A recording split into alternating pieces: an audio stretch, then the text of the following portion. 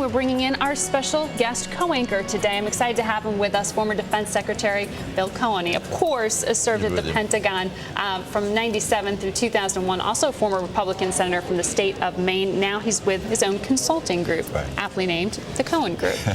So with all that perspective, we've got a lot of territory to cover with you. Hopefully we can tap into all your areas of expertise, but I've got to start on what we saw happen overnight. I mean, it was amazing watching that footage of the last combat brigades withdrawing from Iraq, moving into Kuwait. It's been more than 7 years of U.S. involvement in Iraq. It's been 5 months since the Iraqi election. There's still not a full centralized government there.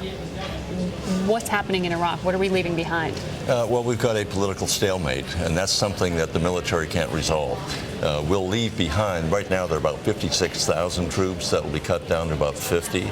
And then the question is going to be what will be the pace of the reduction of the remaining 50, because by next year, the end of 2011, they're all supposed to be out.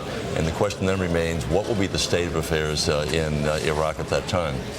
Will we have to adjust the downsizing of our deployment out as situation continues to escalate in terms of violence? That's something we have to watch very closely.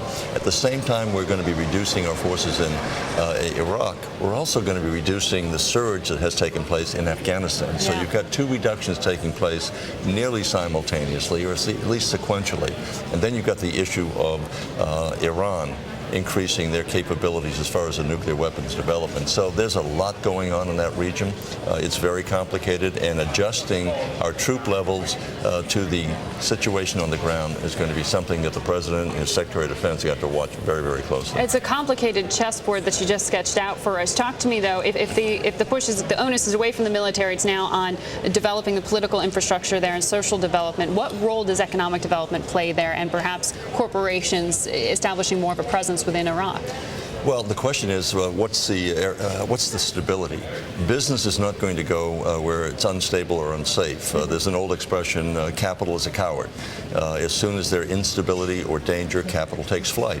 So very few companies are going to want to invest if it's not a safe place to put their money into to develop.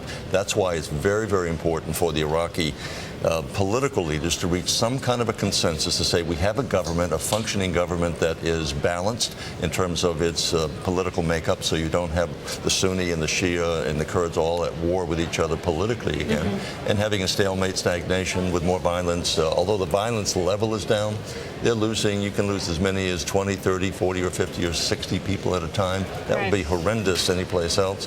There it's taken as a matter of fact, and I think that as long as that continues, it's going to be difficult for them to develop economically.